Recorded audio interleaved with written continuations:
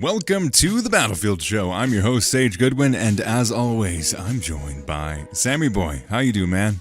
I'm doing well, man. How are you? Doing fantastic, and I'm ready to hop in and talk some Battlefield today.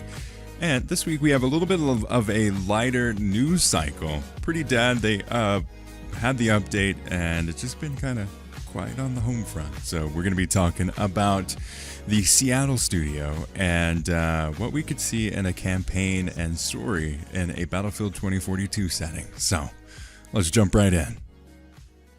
Before we jump in and talk about the story and campaign and all of that fun stuff, we have a ton of some data mines from Temporyal. Temporyal? One of those. I don't think we ever. I don't think we ever decided. Nah. For me, I always read it as Temporyal, but like I always hear otherwise, and I just don't think I'll ever get it right, to be honest. Hashtag Team Temporyal. I'm right there with you, man. Then I watch like a Lossy video or like a Westy thing, and it's like Lossy and Westy are the ones that make me go, oh, I think I might be wrong on this one, but I'm too stubborn to change it. So exactly, we've said it. We've said it for over a year now, dude. Battlefield Show. We've been doing this, I think, over a year now. Yeah, it would have been. It was July or maybe late June when we started. So yeah, that's mental. That's actually madness. It doesn't feel like that long at all. It doesn't. It does not even slightly feel that old. What are some of your key takeaways? Before I lied at the beginning. Let's just jump in and just talk about some of our key takeaways of doing a show on Battlefield for a year. The key takeaway is that it's a roller coaster. Just like the when we started, obviously there was just so much hype towards the game, and we were like overly excited, as everyone was. It looked amazing at the start. Then obviously at launch it didn't launch as well as we all wanted. So the first probably couple of months we were, more on the negative side because there wasn't actually that much positive to talk about. Mm-hmm. And then now it's sort of starting to turn around a little bit again. So it's definitely been a roller coaster. I've absolutely loved the podcast, man. It's the highlight. I've said this off recording to you. It's like one of the highlights of my week, just jumping on and chatting some Battlefield. So it's been very good fun, and hopefully we continue for many years to come. I'm right there with you, man.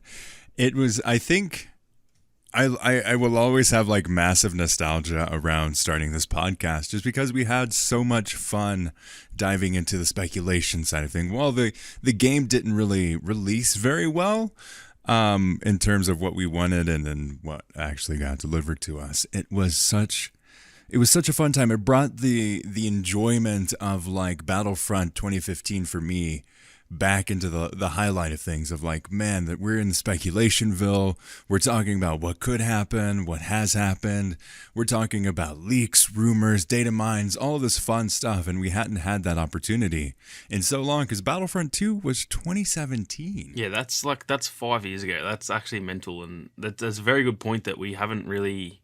Because for me, Battlefield 5, I wasn't really, that was the one that I kind of went away from the franchise a bit there just because of Battlefront 2. Like, I was so tied up in doing the YouTube stuff that I saw the trailers and everything, and I did play it when it launched, but I didn't really pay that much attention. So it really has been a long time since we've had that, true hype leading up to a game where you are in that, as you called it, Speculationville. And that's honestly sometimes more enjoyable.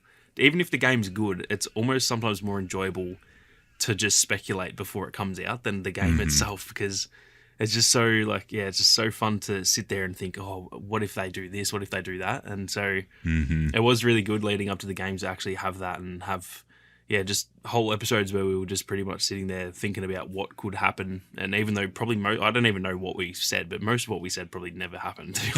But it's still good fun to do that kind of thing. Mm-hmm. It is. It's a fun time. And it's like Christmas, man. Like Christmas, I think, is more enjoyable up to the day than it is the actual day itself. Because then you're thinking about presents, you're hanging out with friends and family, you're eating Christmas dinner. We always watch movies before Christmas, so like, it's one of those things that like the lead up to it, in my opinion, is more enjoyable than the actual day itself.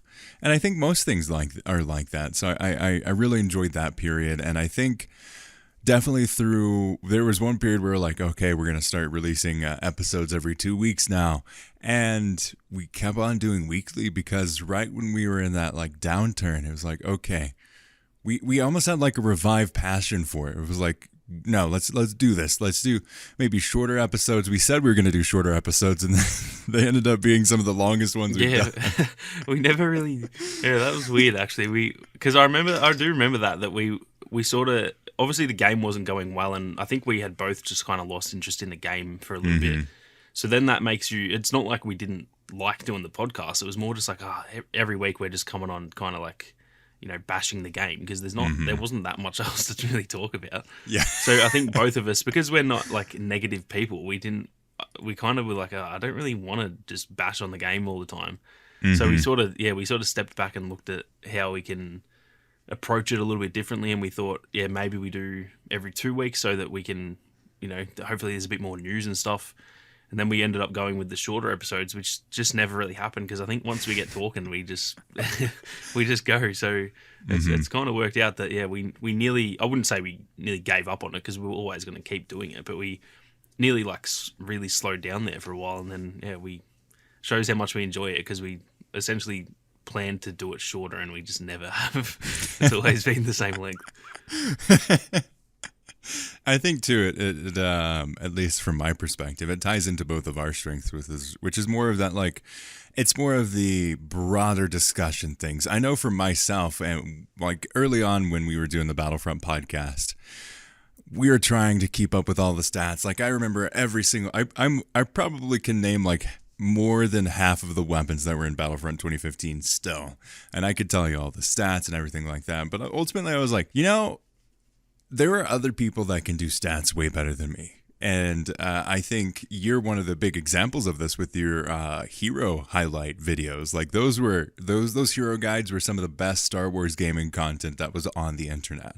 And it's like, I can attempt to try to match that level and fail, or I can go towards my strengths, which is this kind of thing. And I think that really speaks to the direction that this show took, of more of the less reliant on news and more of the broader scope of Battlefield. And I think that helped us with naming it the Battlefield Show. Yeah, 100%. And I think that's like, that almost goes back to what we were saying about like beforehand. Like, we can still, even though the game's out, we are still speculating a lot of the time. Like, we'll do a whole episode on, for example, this episode, like, what do we think's going to happen with the campaign and stuff. So I think that's definitely one of our strongest suits, is just not having to rely on just getting some news and then we talk about it. We can actually sort of, just think of a tiny little topic and just turn that into a whole episode. So it's lucky that we can do that. Otherwise, we may have to only do one a month or something. The show would get really boring. Yeah. Yeah, and I really appreciate, too, all of the comments on the YouTube videos have been fantastic, and I've been really enjoying reading those. And I think coming up we'll have more of like not quite a questions and answers video, but do something where topics are suggested, or more like discussion notes from the comments that have been given out. So definitely, if you have like opinions, conversation, topics around Battlefield, definitely be sure to leave those in the comment section, or reply, contact at uplinkpodcast.com. But now that we've celebrated a year, and I looked it up, it was June 25th, so we missed it by a couple weeks. But, dude, over a year. That's awesome. That's madness, man. And so this will be episode 49, won't it? So we're actually only one away from 50 as well. Yes. And then I guess like episode 52 is technically a year worth of weeks, because we missed a few weeks in there with like holidays and all that kind of thing. So I had COVID.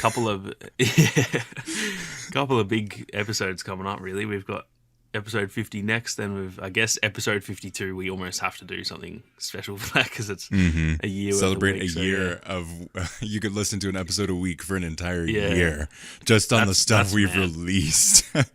That is mad. I can't believe anyone out there would be willing to listen to my voice for a whole year. That's madness. They can do it, man. They can do it.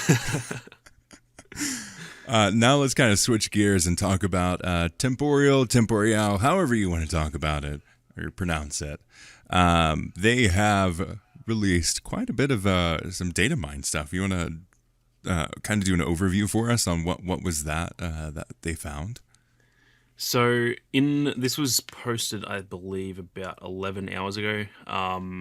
They found some references to unreleased weapons for Portal in Update 1.1. So these weren't here beforehand. Obviously, they're not in the game yet, but he's found the AEK, the AUG, the Bren, the RPK, the SKS, the M2 Carbine, the M95, which I believe is that bolt-action sniper from Bad Company 2.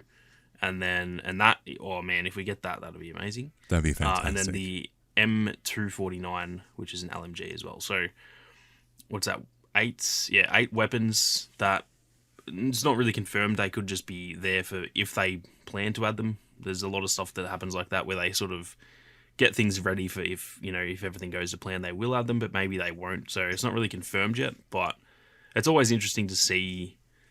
Generally speaking, when stuff like this happens, that's leading towards those potentially being added. And I believe all of those, looking at them, all of those are from the games that are already in Portal. So it definitely sounds possible.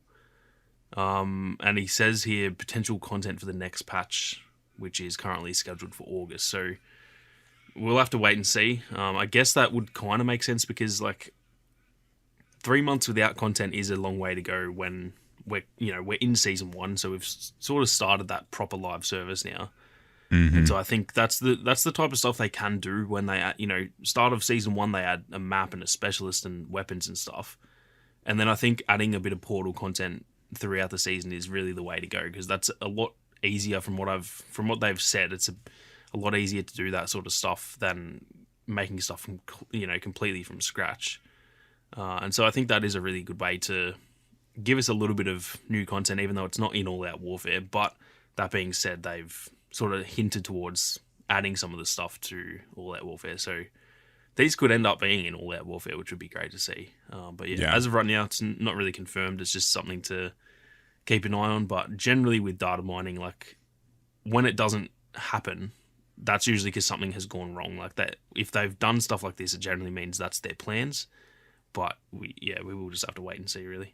I think they're speculating potential content for the next patch, currently scheduled for August ? I think weapons seem to be like that middle ground of it takes some work, but it doesn't take quite as much work as other levels of content. Definitely it doesn't take as much level of production or development as a map, but I think it's a little bit more maybe even feasible than skins at this point, that they can really get that. It's like they put in the work, it gets put in the game, it's a little bit of balancing, and then they can make skins on top of those weapons. So I think it's a really good investment, and I could foresee a lot more of that coming to Battlefield as we go throughout these seasons. Yeah, 100%. Weapons is that, it's the perfect type of content to just sort of sprinkle in every now and then because the big showpiece thing is the maps, and even I guess the specialist is that next level down from the map. But the weapons are really good because they do seem a lot easier to add in, but then they're also available everywhere. For example, if you're not playing on exposure, then there may as well not be a new map, you know what I mean? But on any map you can use a new weapon, so it is a really good type of content that it really does freshen the game up, because that's the one thing right now that is the only real issue. I'm still really enjoying exposure. It's almost like it's still a new map to me. It's every game I'm really excited. But the one thing for me now is the weapons. I'm getting a little bit every time I spawn into a game, I'm which weapon do I want to use? I've kind of used all of them recently. You know what I mean? I just cycle through them, and there's not enough that you can. It's been a month since I've used this other weapon, for example. So that's kind of the thing that I do want, and I really hope they can do what they mentioned with putting some of those Portal weapons into the game, because that's for me now that next thing is the map is really exciting, and obviously we'll probably get a new map with Season 2, I assume anyway. They haven't confirmed that, but it's just I think we all kind of assume that. I The hope game so. feels good. Like everything just feels nice. But now the only thing that's kind of getting a little bit boring is the weapons, and you just kind of have to use the same thing all the time. So hopefully hopefully this data mine is legit, and hopefully they can add these into All Out Warfare as well. I hope as we get further into the seasons, there is more of a blurring of lines in terms of the weapons for Portal. I hope we get to the point where it is basically the same when you go throughout. You just have the opportunity to limit which weapons you play with. Because again, like we've talked about in previous episodes before, it's not like these weapons just disappear. Like they are around. No one's just like, oh, I'm gonna get rid of this old weapon and get a new one. And like that doesn't happen. So I definitely foresee, hopefully, that we get more of this content parity between the two, Portal and All Out Warfare. Yeah, and we've said this before. Those are the type of things they need to do because it's an easy win. It's easier for them than making brand new content. And it's better it's for already us there. because we're gonna get like a doubled amount of weapons in the game. You know what I mean? If they add, there's 24 now with the 2 new weapons. So if they add another 24, which they've got 70 odd in there, it's not like they would have to make new ones. They've already got, I think there's 72 weapons. Which, like, to be fair, some of them are pistols and stuff. But if they add 24, which is like what, a third of what they've got there. Yeah. That's doubling our all-out warfare count. So that's like a huge win for the play base. We would be like, I know there'd always be people like, oh, this is old content, it doesn't count. To me, I don't care. It's 20 new weapons. Like, that's so good. But then also for them, it's easier than making 20 new weapons from scratch. So those are the type of, in this situation where they've had a really rough launch and they're trying to dig their way out, and they've done pretty well so far. The easy wins are what they need to take, and I think they may be worried that like it comes across as lazy or whatever, like they might get bad publicity because it's technically not new content, it's content from old games and whatever. But I think the core player base, the people who actually play the game regularly, they don't care, and that's all that matters. You got to make those people happy, make them stick around, and then with the new, the new maps and the new specialists, that will be the stuff that brings in the new players, and then the base game is better, so then they stick around as well. So they gotta try and focus on those easy wins, and obviously, still focus on making new maps and all that. But the easy wins they're kind of like the low hanging fruit that it's just take that. It's so easy to take that and make us happy, and it's easier for you as well. So hopefully they do that. They've mentioned it, so it's definitely on their radar. But the thing with DICE is, until we see it, we can't really believe it, unfortunately. Yeah, it's just get like 5 people on a team to just transfer over stuff. Like they could feel the weapons content for the next all of the seasons just from the amount of weapons in Portal. So I think it's an obvious choice that I hope they go with, because the obvious choice isn't always the path that DICE goes down. Yeah, that's the part that makes me nervous, is that to us it's very obvious, but that doesn't always make it obvious to them for some reason. So we need to make it harder. Yeah. So it's going to be interesting to see. They were the ones who, like, I remember actually you and I'd never really heard anyone say it, but I think you were the first that I heard talk about they should add the portal weapons in. And then they were the ones who actually said, I can't remember the official, like, where it was in the patch notes, but I know for sure that they have mentioned it. So yes, they have. Once they mention it, they've got to, you can't be saying stuff like that. That's a relatively easy thing to do compared to everything else, and then not do it. So I would like to, I want to trust DICE. I want to get to that point again where you just know that everything they do is going to be good. And so I hope they do it, and I hope with all those updates and stuff in the future that we get to that point again where we go, yep, if they say something, they're going to do it. But right now that we're still in that grey area where I've got a little bit of trust back in them, but I'm not quite where I should be. Exactly. Switching gears a little bit, let's talk about the campaign. So it seems like with this new motivation and investment into Battlefield, we're getting more of a like an inside look at kind of how they're perceiving Battlefield and how they want to go more towards the Call of Duty aspect, where they have these characters that they market. They have a crossover in between different games and modes. It's set all in the same universe.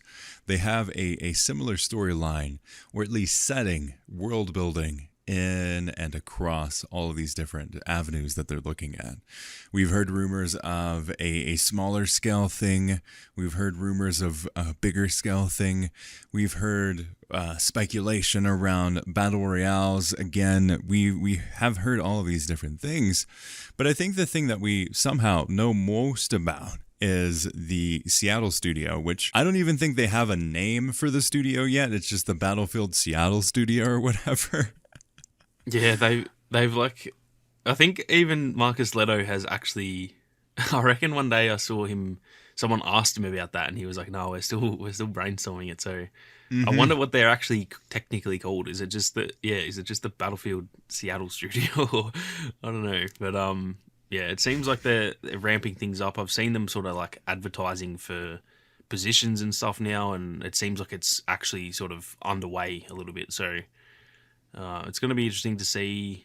I assume it's just for story purposes. Like that, I don't think they're going to be developing, gameplay or anything like that. I think it's mostly just like a story writing studio that maybe they will make their own. Yeah, at least as of right now, I think they will be hiring. Like that's what I sort of mentioned, that they've sort of been advertising for positions. So I think once they start hiring, they will actually create the game, but I think as of right now they've only really been there. I think Marcus Leto is essentially just like trying to figure out a storyline and stuff. So it's going to be interesting to see how they run it. Whether they, do they release a game? Do they work sort of the same as like how Criterion and Motive, for example, have worked with DICE to, in Battlefront 2, I think it was Criterion that did the campaign. Are they going to do that, but then it's technically still DICE's game? Like, it's going to be interesting to see how it goes, because I've heard some people say it could be just a standalone campaign that is Battlefield, but it's got no multiplayer. I've heard people say they're going to add it into 2042. I've heard people say it's not even for 2042 and it's for the next game. So yeah, we don't really know much just yet, but there's a lot of speculation, and it's definitely underway. That's all we know, is that they've definitely started to sort of hire and set things up down there. Which would you prefer? Would you rather have a game that's separate or one that's built into Battlefield 2042?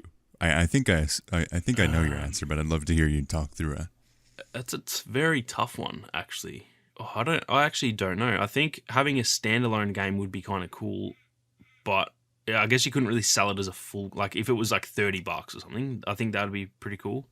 It also depends how long. If it's like a 25-hour campaign, then yeah, maybe sell it at full price. But the way that like shooter campaigns go, they're generally like 6 to 8 hours. So yeah, on the long you wouldn't want to. Yeah, you wouldn't want to like pay full price for that. But I think, I don't know. I think the formula that has always worked is just having the multiplayer game with a campaign with it. So I think I would choose that just because we know that works.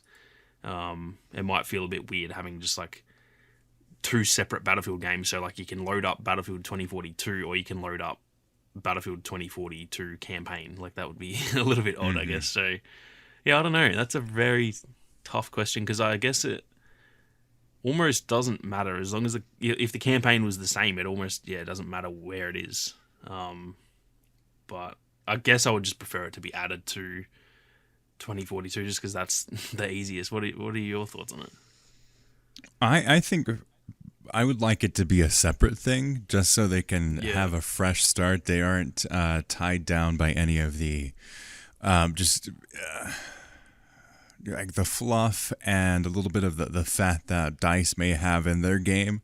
They can start maybe by using the same engine and everything like that, but not necessarily be tied down to the same assets or how things are run. Because like we've talked about before, they may be limited on what they can do. It seems like Battlefield 2042 is much more of an open platform in terms of what they can change and adjust and all of that stuff. But I think it would be better to start from a clean slate and really give this game the best chance it can. And maybe they do things differently than Battlefield 2042 did, and that inspires Battlefield 2042 to change in better ways.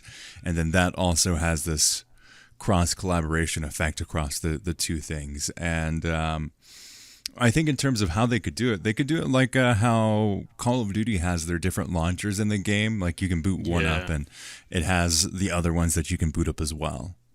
Yeah, like they could just have they could be separate games but like linked so that you can launch the other one. Because even technically in Battlefield 5, for example, it's got when you go to like the main menu, you can swipe left kind of, and you can actually launch Battlefield 1 through that. So it could just they could do something like that where they are completely separate games, but they're still linked. It's the same franchise, and it's still launchable through the same app and stuff like that. So that could definitely work, and it's going to be interesting. The other thing is like we don't even know if it is going to be for 2042 because at the same time, by the time they develop it, will this game even be supported? You know, so it's kind of hard to tell. They could be making a campaign for the next Battlefield. Or they could be just making a genuine standalone Battlefield game that's just a campaign. So it's kind of hard to tell. It's a very weird sort of situation, and I think it's a good situation, but it's just like hard to read what's kind of going on down there. Mm-hmm. I think in an alternate universe, we could have seen this platform where Battlefield 2042 from DICE was the skeleton, and then you had these other studios, like you had a specific studio that was running Hazard Zone, you had a specific studio that was running Portal, which is happening, and then you have another studio that's running the more of the story-based aspect of things, and they all culminate into what Battlefield 2042 is. They may be separate experiences depending on the size and scale of them. But I think ultimately what we could have seen if things went differently and they had more time to work on it, I could totally see this universe of games, this platform almost, that Battlefield is the sandbox, and each of these games are working in that sandbox, kind of like how the players have done it for so many years. Yeah, that's a very good point there. I think that's probably the best way I think that sounds the best way to run it really, because having each sort of studio handling their own thing, kind of the way that it is now, where like Ripple Effect are sort of in charge of Portal. I think that's good because it doesn't sort of put too much pressure on DICE, and then they have to be involved in everything, and that takes away from the multiplayer. Like I think having DICE just focusing on All Out Warfare, having Ripple Effect on Portal, having the Seattle studio and a campaign, and like that sounds the cleanest way to do it. Mm-hmm. So I think I agree with that. I think that's definitely how they should do it. But again, it's just a weird situation to read. So, and with DICE still technically, like it is DICE's franchise. So with DICE, quote unquote in charge, it's always hard to tell which way things are going to go, because maybe they don't, maybe they, I guess not, because Ripple Effect have helped out a lot, but maybe they would be a bit like protective almost of like, no, this is our franchise, so you have to work with us, not making your own thing. It's hard to tell, but you'd think like, I think now they have the people in place with Vince and Rebecca and Marcus that they can work that out. They're all so experienced, they know how to do that, and they are at the top, so it doesn't really matter whether the developers at DICE feel protective of it or whatever. Like they're not in charge of that sort of stuff. So the good part is I think they have got the right management at this point. Since they've changed the management, it all does seem to be running a lot smoother. So I'm sure they'll be able to work that sort of stuff out pretty easily. Do you think, I wonder about this a lot, do you think that the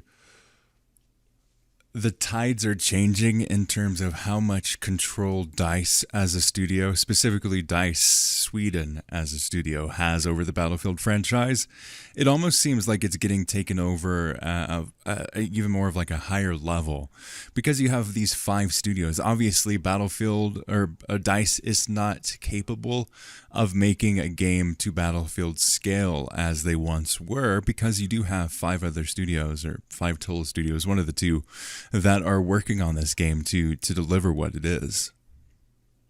Yeah, it definitely does feel like now, like for example, with Vince being his title is the head of Battlefield now. So and he's not It's employed by not DICE. So DICE. so it does feel as though that's the case where it's sort of he is like the one at the top, and then I'm sure he would have his own sort of team that handles each of those studios and sort of brings it all together. So it definitely at this point doesn't feel like a DICE game. It feels like an EA game under a bunch of studios, which saying that kind of worries me because EA is they're the ones that I have issues with. It's not actually the dev studios. It's generally when bad decisions are made, it is generally not all the time, but generally it's EA. So, but because it's Vince, I'm okay with that. Like it's not it's not Andrew Wilson making these decisions. You know, like Vince is going to be the one running it, and we've seen in the past that he sort of just seems to take it on his own. I think people at EA kind of have given him a bit of leeway. They go like, okay, this guy does know what he's doing. We're not going to sort of mess with him. Like we just let him do his thing.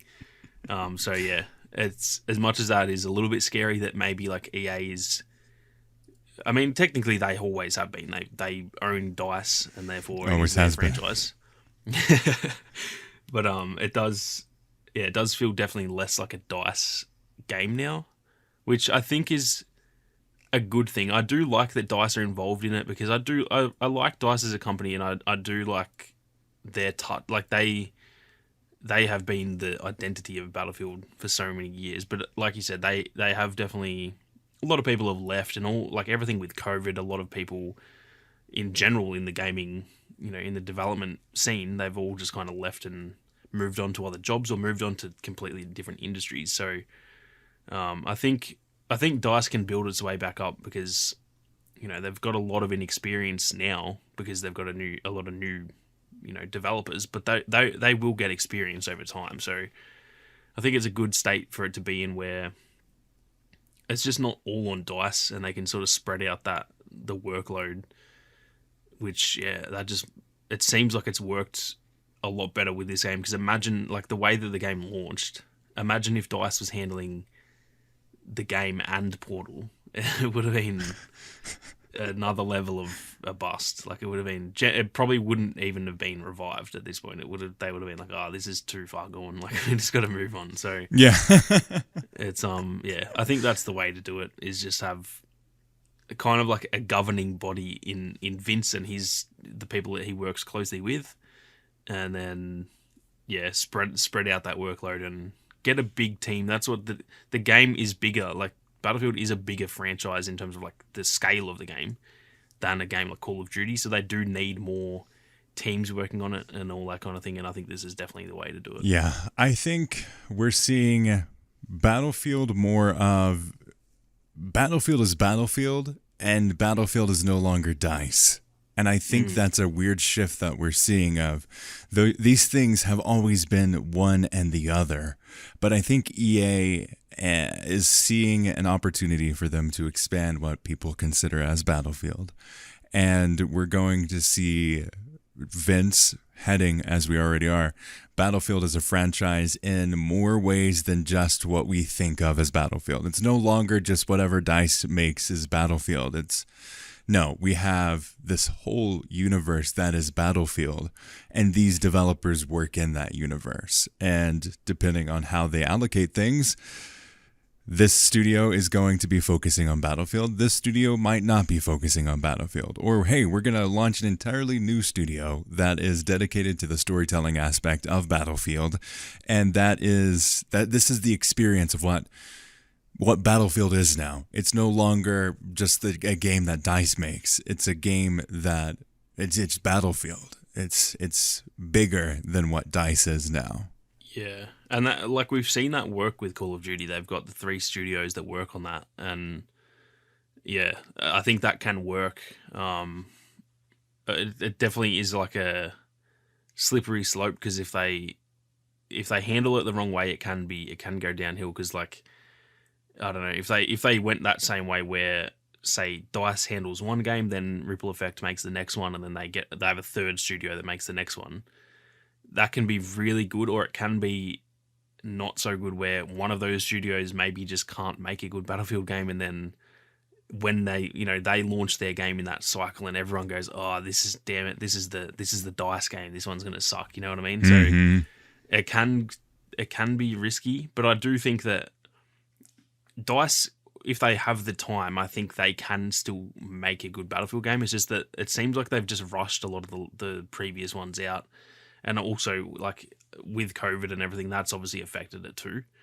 So, because if they do that, if they do the sort of thing where they have a cycle that they go through with different dev teams, that does give them more time. And so I think DICE could handle their own Battlefield if they actually have like 4 years instead of 2 to 3. Mm-hmm. And then I think, like, Ripple Effect has shown they can. I'd honestly prefer them making the next Battlefield anyway. They to me are and they kind of always have been, because when you look at it, Battlefield games generally launch pretty poorly, and then Ripple Effect, or DICE LA as it was called, they were always the ones who were doing the live service. Obviously, DICE was as well, DICE in Sweden, but DICE LA have always kind of been the team that like resurrected each of the games, because they were the ones leading that live service. So to me, they actually are the ones forever, not just recently, but since Battlefield 4. Like, they are the ones who fix it afterwards, you know what I mean? And I think they probably deserve more credit than they get, because DICE Sweden, they launch the games, and generally they are pretty rough. And they have a good foundation generally, but they're just a bit rough. But then, DICE LA, or now Ripple Effect, they are the ones who essentially, all the stuff we remember from Battlefield 4 and, even like with Battlefield 5, when they get fixed, that's the part of the game that we kind of remember. And that's generally done not mostly, but it's a large part of that is done by DICE LA. So I think they can handle their own game for sure. And I think with DICE having extra time, they could too. So I think that is a way that they should definitely consider approaching it, where they do the Call of Duty cycle and just give multiple teams, the keys to Battlefield, and say, all right, DICE, you're making the one in 2025.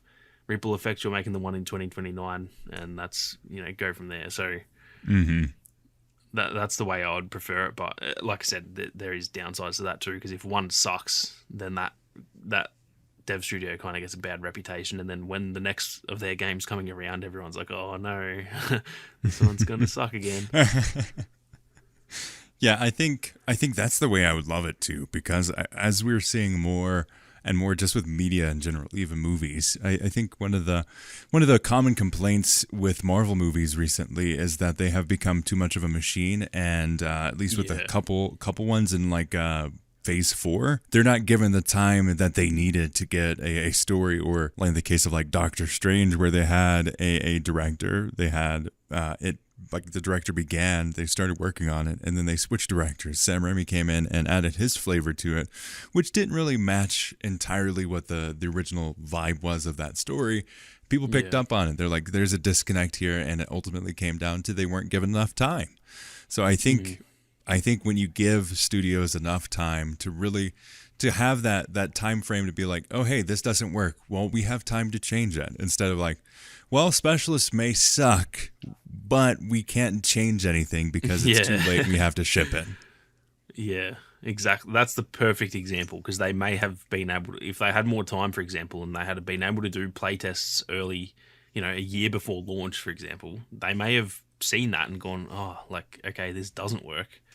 We can still change that, because we haven't launched the game. They're not the whole selling point of the game isn't like centered around these specialists, so we can change that.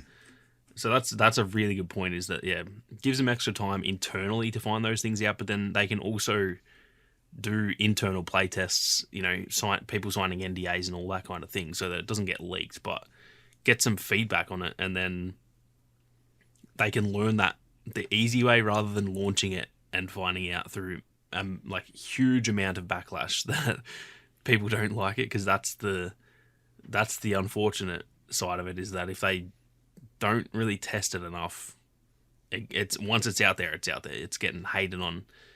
Whereas internally, if they if it sucks and then they change it, no one ever has to know about that. You know what I mean? So Yeah. yeah, I think that's the key thing, is just taking that extra time. Even if the game's like pretty much done in 3 years, but it's a 4-year cycle, spend that extra year polishing it, getting more content ready. Like, it doesn't have to be, oh, well, it's ready, let's launch it right now. No, just take your time with it, and then it will launch better. It'll be set up better for, post-launch content. And once it's out, you don't have to stress as much about fixing it. You don't have to stress about pumping out content, because that's already done.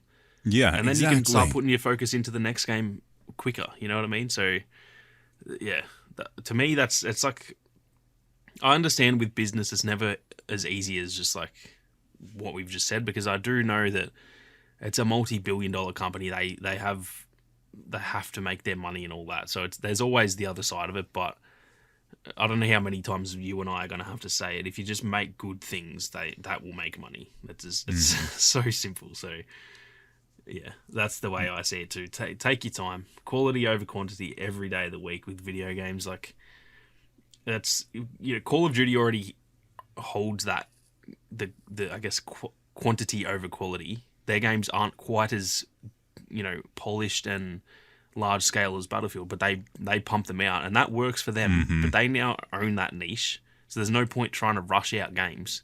You got to take it slowly and make yours the quality over quantity sort of thing, because that can be their niche. So that's the way I see it. But yeah, that's not always the way that EA sees it.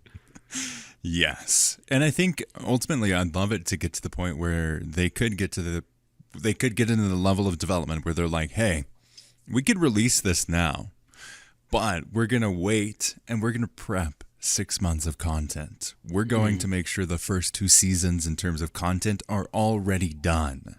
Yeah. We'll get feedback on the content at launch. We'll get feedback on the first season, and then we can implement that into seasons 3 and 4, 5, 6, but have this basically 6-month ramp up where you say, hey, we have enough time if there are drastic changes. We have 6 months where we don't have to do anything except for work on fixing these big issues. And we'll be fine. Yeah. Content will continue to get released, but our fans will know, one, that they're getting content which they've never had before, in terms of, oh, hey, there's an issue. Yeah, well, time to put everything on hold. It happened with Battlefront 2 with the 6-month delay in terms of fixing the progression and all of that issues. Like, they didn't add any content in that time frame because they didn't have it prepped beforehand. And we have this experience again with Battlefield 2042. So I'd love to get to the point where they have that runway that gives them enough time to focus on bug patches, focus on deeper changes, as well as future content, getting feedback from people. Yeah, because like, look at the launch of 2042. I still remember that first month. They did 4 updates, and they were actually, like, the game was still a bit of a mess, but like, it really did improve in that first month. But that's probably taking way too much time for them to do, and obviously it then took 8 months for us to get any content. If they had content prepped, for example, then we could have had, it still might have been a really rough launch, but then they can spend 3 months just dropping everything and fixing the game, but the content's already ready. So then we can still get content in 3 months, and instead of having for them to like drop everything, fix the game, and then when it is fixed, they're like, oh damn, now we have to make the maps, you know what I mean? Like, it's already ready.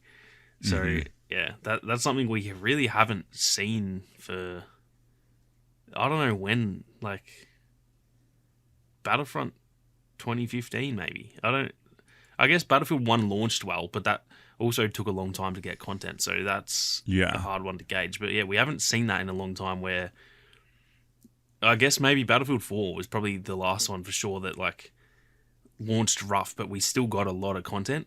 And so yeah, that would be great to see that even if the game is rough at launch. I think most multiplayer games these days kind of always are going to have bugs and that. But if you've got content ready to go, you can really try and fix those quickly and then still put out the content before people kind of lose interest completely. And then we're in a situation like 2042 where, yeah, the player base has come back a little bit, but it's just not. It hasn't like revived the game. And that's the issue that causes by not sort of prepping beforehand. Yeah, I would love it if we could get to that point. Again, we've never seen it in the history of DICE, but it would be cool to get to that point. And I think that's what people are going to have to start. Development cycles are going to be longer because they have to implement a live service aspect. And to implement a live service aspect well, you need to have that consistency. You can't have several months go by without considerable updates and content drops. I think that's a key part of what a lot of people are going to be wanting and being more aware of when games don't have it. Yeah, 100%. And I think that is kind of the way of the future. They've just got to prepare for that. If this live service thing is going to stick around, then that's something they're going to have to, not just DICE, but like everyone is going to have to work on, I think. What do you think the story would be based around? It kind of depends. I guess, assuming it is 2042 like related, so all the specialists and stuff. I don't know. I would like to see it before the world kind of goes to. I think it would be cool to see 2032 and have where it starts and like how this all sort of happened. I think that'd be cool, like essentially a prequel to the game. Because the issue with it being like, if it was 2042, the year that it's set, like we kind of already know, like the multiplayer pretty much is that. That's what it's trying to be. So I think it would be cool to actually see it, unfolding. Where I remember when the game launched, they had that little like trailer. It wasn't really a trailer. It was just like a bit of info about how this all happened. And it kind of went through the years. It started like at 2024 or something, and it said, this happened, or like, global warming made the sea levels rise, and then that caused all these issues. And then 2030 this happened, and 2035 this happened.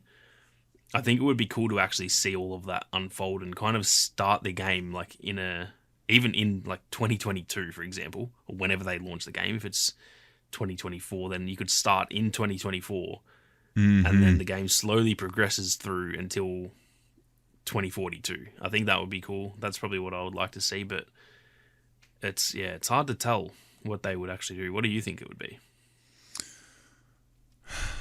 I'm so torn because I think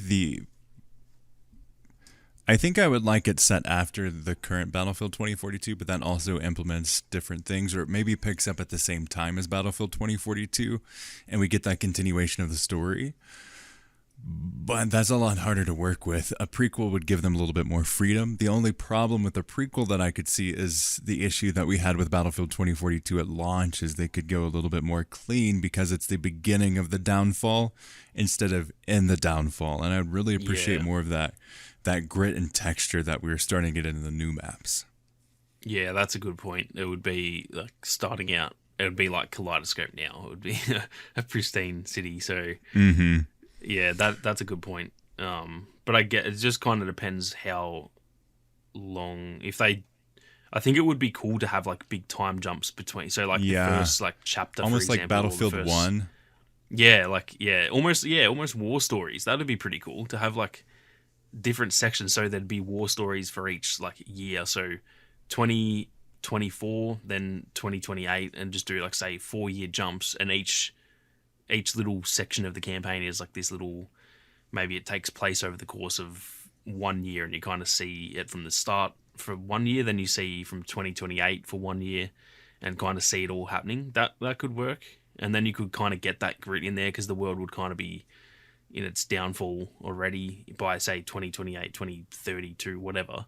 That could be a way to do it, but that is a good point. And I also think it would be cool to see like the aftermath of all of this, like what you said, seeing the continuation of the story, because I guess we'll get part of that in the live service through the content. But like, say when the game ends with, they move on to the next one, and there's no more maps, and we don't see that story. It would be kind of cool to see what happens. Like, where does the world go after this? How do they fix all of this? Like, what happens? That'd be pretty cool to see as well. I think there's an opportunity there that they could tell some really cool stories. And I love the idea of having these time jumps. And I think it would also be cool that they implement different stories for each of the specialists or combinations of the specialists. I think would be cool.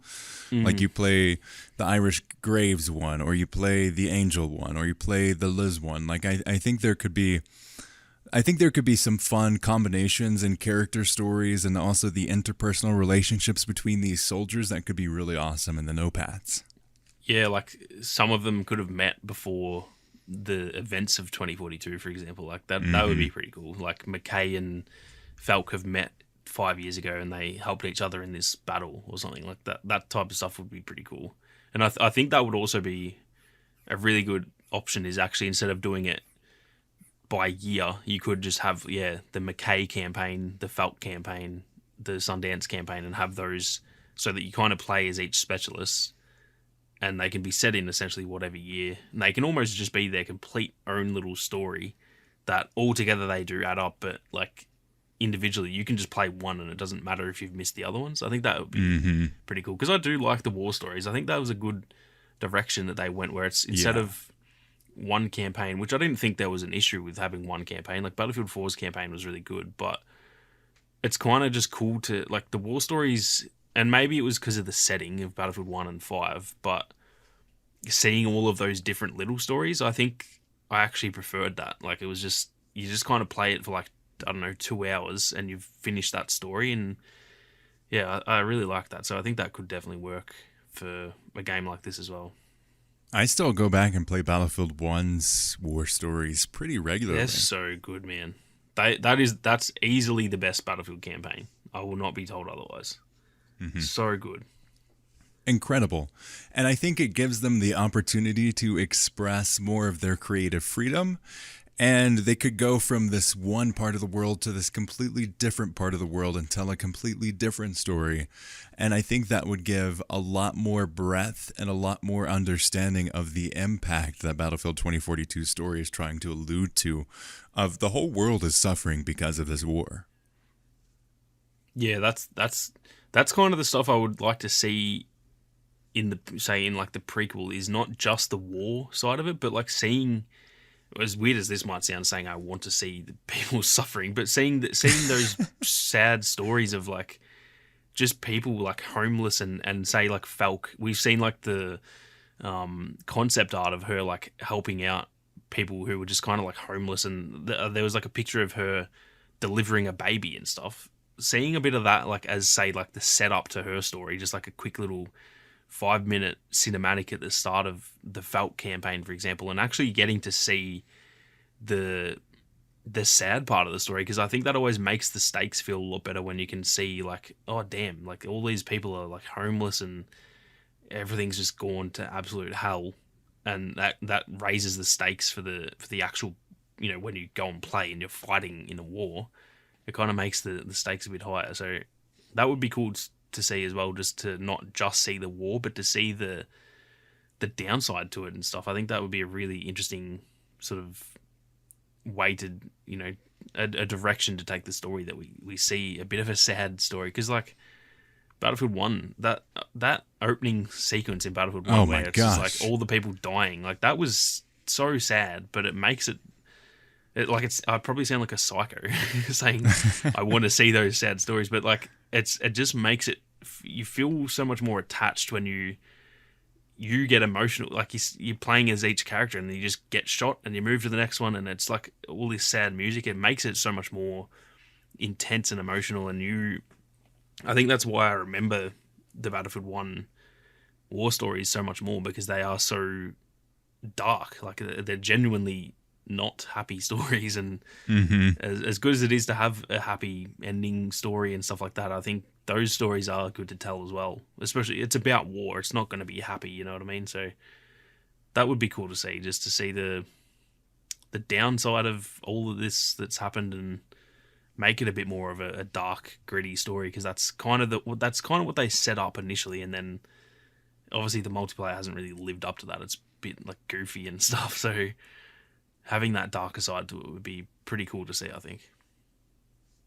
I would love it. I mean, the opening of Battlefield 1, you are not supposed to survive. The whole point of that is to die. And it just sets the scene so well. Man. Yeah. Just literally the first words in that game is you are not expected to survive. Like that. I remember playing that and being like, oh, this is that type of game. Challenge accepted. Yeah. Oh, man. I'm going to have to go back and play that. It's so good. It's so good. I probably play that 2 times a year. I'll hop on and play some Battlefield 1 campaign just because it's so well done. I'd love to get to that point with Battlefield 2042, whether it be in this game, the next game, or any of the spin-off things that they're doing. They're like, man, I'm going to go back and play that. I think that'd be a great thing to get to. Yeah, 100%. And that really adds to the nostalgia of, like, that's why those games in the past are so loved, because not only was the multiplayer great, but they had a great story as well. And yeah, hopefully, I think this game's set up to have a decent story if it sort of followed through with it. But unfortunately, it hasn't really landed it that well so far. Let's hope it. I hope it sticks to the landing, man. That'd be great. But I think with that, thank you all so much for listening to this episode of the Battlefield Show. We greatly appreciate your support, and we'd love it if you left us a review. It helps us out a ton, gets us your feedback, and helps other people find the show as well. Again, let us know your thoughts on what we discussed and Battlefield 2042 as a whole in the comments of this video if you're watching it on YouTube, or contact@uplinkpodcast.com if you're listening to the show on your favorite podcast app, which you can find us wherever you find podcasts. We greatly appreciate all of your support there. And as always, we'd like to thank Ethan Clark for the beautiful thumbnail and all of you for listening. As always, we'll see you on the battlefield.